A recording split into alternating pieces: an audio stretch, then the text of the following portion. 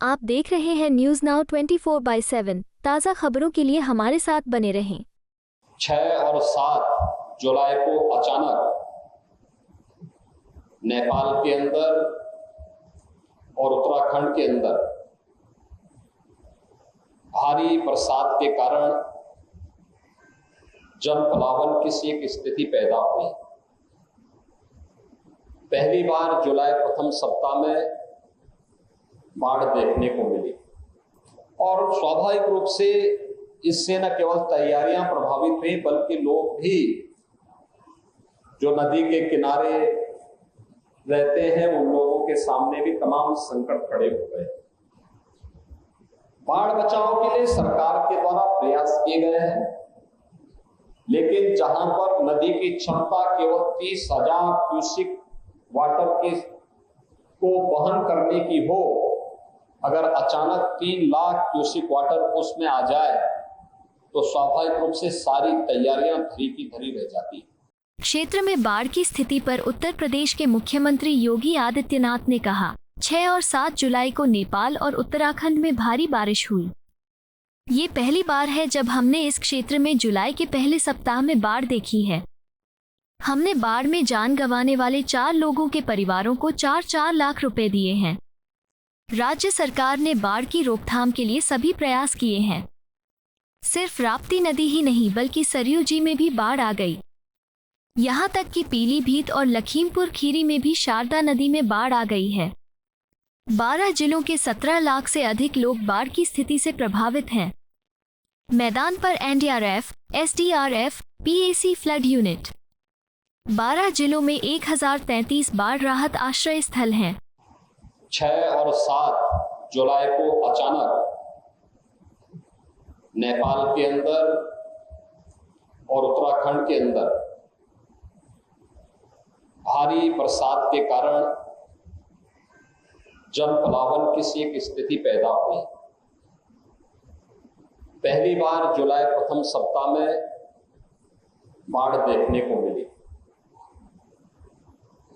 अक्सर इस क्षेत्र में बाढ़ और राप्ती नदी में और सरयू जी में बाढ़ अगस्त के अंत तक या सितंबर तक देखने को मिलती थी। इस बार ये बाढ़ पहली बार जुलाई प्रथम सप्ताह में देखने को मिलती है और स्वाभाविक रूप से इससे न केवल तैयारियां प्रभावित हुई बल्कि लोग भी जो नदी के किनारे रहते हैं उन लोगों के सामने भी तमाम संकट खड़े हो गए। लेकिन विपरीत परिस्थितियों में भी धैर्य न खो करके कार्य करना। जैसे आपने देखा होगा 11 लोग एक टापू में फंस गए थे। अचानक राप्ती नदी में पानी आ गया और धैर्य खोए बगैर महिला और बच्चों की 11 लोगों की टोली अपने मोबाइल फोन का इस्तेमाल करके 118 पर उन्होंने फोन कॉल किया,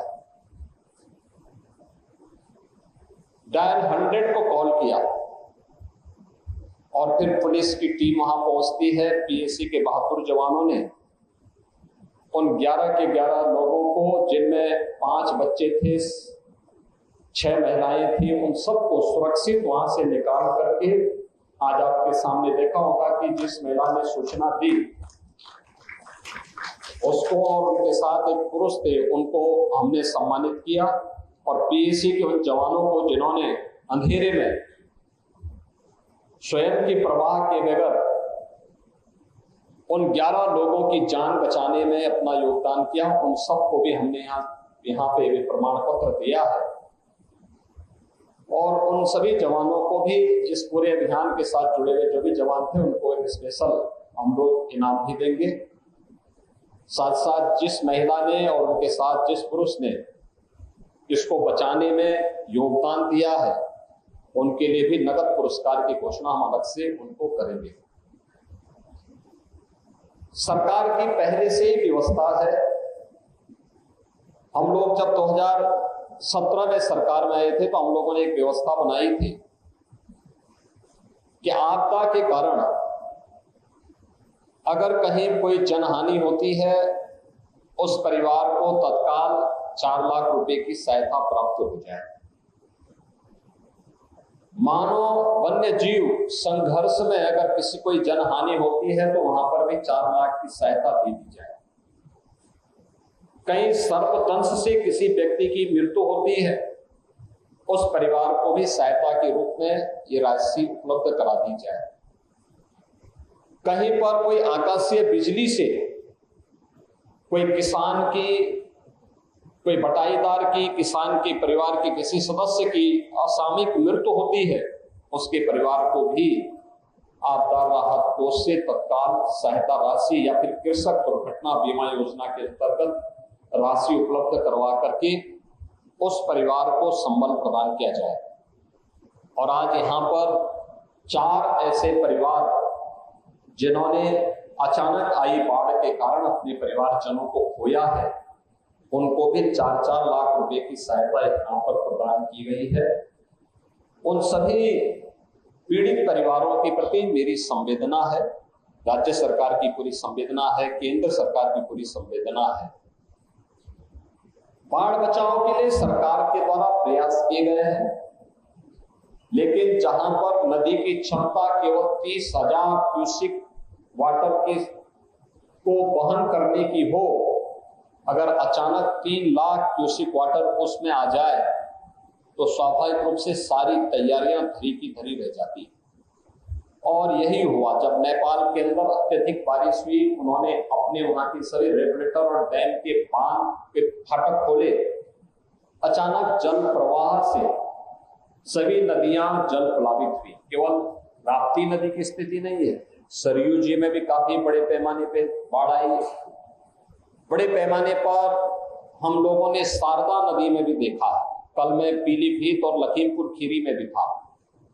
सैकड़ों गांव इससे चपेट में आए हैं और वर्तमान में अगर हम देखेंगे तो 12 जनपद इस अतिवृष्टि के कारण बाढ़ की चपेट में आए हैं, जिनमें 33 तहसील हैं, 633 गांव हैं।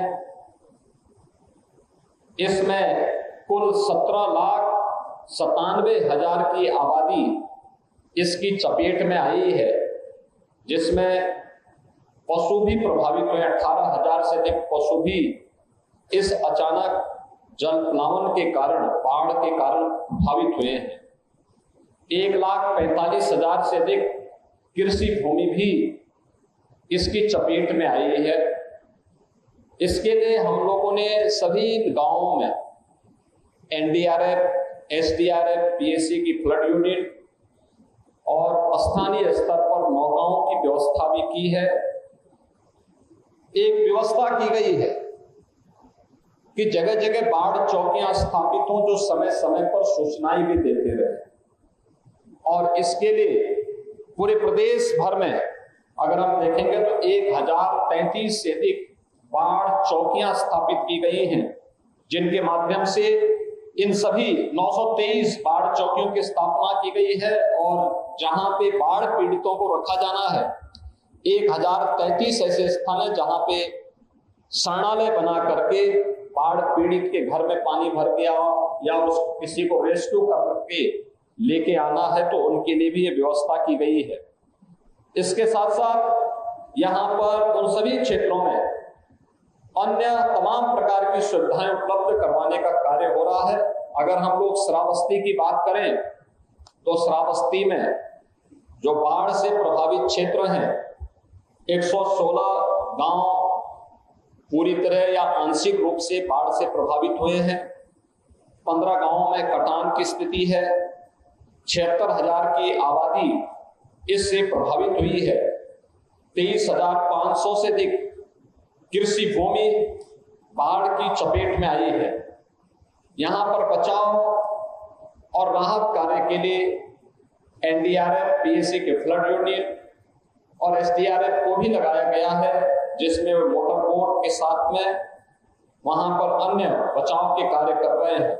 नौकाओं की व्यवस्था भी की गई है। उत्तर प्रदेश से खलील मलिक की रिपोर्ट।